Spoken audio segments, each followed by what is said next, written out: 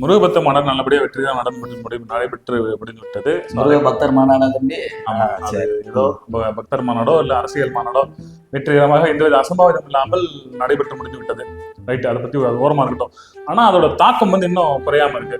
ஏன்னா அந்த மாநாடுல நீங்கள் சொல்வது போல பிற கட்சிகள் விமர்சனம் செய்வது போல அது ஒரு அரசியல் மாநாடு அந்த கூற்றுக்கு ஏற்றாறு போல ஒரு நிகழ்வு நிகழ்ந்திருக்கு. ஆமா, அதுதான் அண்ணா பெரியார் பத்தி அவங்க ஒரு வீடியோ பதிவு, சர்ச்சைக்குரிய வீடியோ பதிவிட்டதாகவும் அதற்கு கூட்டணி கட்சிகளான அந்த இரு தலைவர்களையும் தனது கொள்கைகளில் இருவர்களை கொண்டுள்ள அதிமுக கட்சிகள் கண்டன தெரிவிக்கின்றதை திமுக அரசாங்கம் விமர்சனம் பண்ணாங்க. ஸோ அதை பத்தி தான் நீங்க பார்க்க போறோம். வேற யாராரு இந்த நிகழ்வுக்கு விமர்சனம் பண்ணியிருக்காங்க?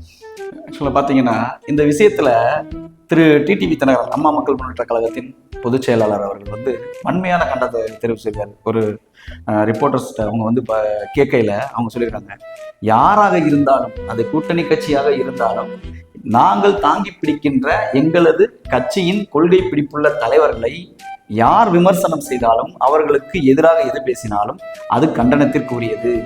இது ஆன்மீக மாநாடு என்று சொல்லிவிட்டு இது போன்ற செயல்களில் ஈடுபடுவது என்பது நாகரிகமானது அல்ல என்ற மாதிரி அவர் குறிப்பிட்டு அழகாக சொல்லியிருக்கிறார். அது ஒரு நல்ல விஷயம். கவிஞர்களே, அது ஓகே, நீங்க சொல்வது போல அது கூட்டணி இருந்தாலும் கூட்டணி முறை அந்த முரண்பாடான கருத்துக்களை அவர் எதிர்க்கிறாரு டிடிவி சார். ஓகே, ஆனா அதுக்குதான் ஏற்கனவே அதிமுக பொதுச் செயலாளர் என்று சொல்லப்படுகின்ற பழனிசாமி அவர்கள் விளக்கம் கொடுத்துட்டாரு. இல்ல, விளக்கம் என்பது ஏற்றுக்கொள்ளக்கூடியதாக இருக்க வேண்டும். மெழுகு போன்று மேலே பூச்சுக்காக விளக்கங்கள் கொடுக்கப்படாது. அதே மேடையில் தானே அந்த அண்ணா திராவிட முன்னேற்ற கழகத்தின் 3 எம்எல்ஏக்களும் அமர்ந்திருந்தார்கள். அது போக இன்னொருத்தர் சொல்றாரு, திருமங்கலம் சட்டமன்ற தொகுதியில் இந்நாள் எதிர்கட்சி துணைத் தலைவர் சொல்றாரு, இந்த காட்சியை நான் பார்க்கவே இல்லை அப்படின்னு அவர் சொல்றாரு. இதை எந்த வகையில ஏத்துக்குவீங்க? ஏன் கூட்டணி கட்சியிலிருந்து பயமா? அவர்களே, நீங்க அதுக்கு முன்னாடி சொன்னீங்க, நழுவுறது மெழுகுவத்தி பூசுறது அதுக்கு ஏத்த ஆளு நீங்க சொன்னாங்க. அதனால அந்த நழுவுறது பூசுறது விட்டுருங்க.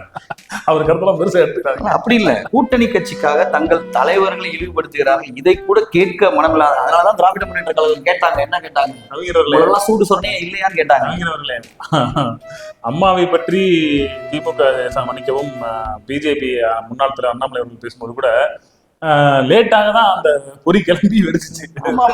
அவங்களை பொறுத்தளவுக்கு என்னன்னா கொஞ்சம் லேட் ஃபயர் தான் இவங்களுக்கு. அதுக்கப்புறம் பத்தி எரிந்தா கோவப்பட்டு திரு எடப்பாடி பழனிசாமி அவர்கள் உங்க கூட்டணிக்கு நாங்க வரமாட்டோம் சொல்லிட்டு போனாரு. ஆமா ஆமா, ஆனா நீங்களும் எப்படி பிட்ட போட்டு பாக்குறீங்க, ஏதாவது பிளவு ஏற்படுத்தலாம் திமுக அரசாங்கம் அங்க வராது. அப்படிலாம் கிடையாது. நீங்க பாருங்க, 2026 தேர்தலுக்கு முன்னாடி பாருங்க எடப்பாடி பழனிசாமி எப்படி அறிக்கை விடுறாரு மட்டும் பாருங்க. அவர் அறிக்கையெல்லாம் தானே காற்றாற்று வெள்ளம் போல அறிக்கைகள் கரைந்து விடும். என்னமோ ஏதோ இது அரசியல் மாநாடாக தான் நடைபெற்றது. எங்க தேடுவது? அந்த டாபிக் நம்ம போற டாபிக் அந்த சர்ச்சைக்குள்ளான கண்டிப்பாக கண்டனம் தெரிவிக்கிறோம். அண்ணா பெரியார் போன்ற மிக பெரும் தலைவர்களை இழிவுபடுத்தியதற்கு கண்டிப்பாக அந்த இயக்கமானது மன்னிப்பு கேட்டே ஆக வேண்டும். இது நமக்கு தேவையில்லாத வேலை. அதாவது என்ன அப்படின்னா, ஏன் சொல்லுங்க கேளுங்க, நம்ம டிஸ்கஸ் பண்ணிக்கலாமே தவிர இதை செய்ய நம்ம சொல்லக்கூடாது. அதாவது என்னன்னா, பரவாயில்ல, முக்கியமான ஒரு கருத்து என்னன்னா, ஒவ்வொரு குடிமகனும் இது யோசிக்க வேண்டிய விஷயம். குடிமகன்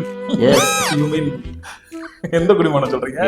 அப்படி சொல்லுங்க. Right, okay. அதாவது என்னன்னா, கைகளே அவங்க ஆல்ரெடி விளக்கம் கொடுத்துட்டாங்க. கூட்டணி கொள்கை வேறு, கூட்டணி வேறு அப்படின்னு சொல்லிட்டாங்க. அதனால அதுக்குள்ள போக வேணாம். முக்கியமானது என்ன அப்படின்னா, அதுக்கான விளக்கம் தான் அப்படி சொல்றாங்க. சரியான விளக்கம் கொடுத்தவர் அமமுக பொதுச் செயலாளர் சார் டிடிவி தினகரன் தான். ஏன்னா அவர் சொல்லியிருக்காரு, என்னதான் நாங்க அண்ணாவையும் பெரியாரை நாங்க தலைவரை ஏற்றுக்கொண்டாலும் பெரியாரோட இறைவன் இல்லாத அந்த கருத்தை நாங்க இந்த வரை ஏற்றுக்கொள்ள அந்த மாதிரி வெளிப்படையா பேசுற அளவு கம்மி. என்ன நடந்தாலும் மழை ஓய்ந்தாலும் தூவானம் விடாது.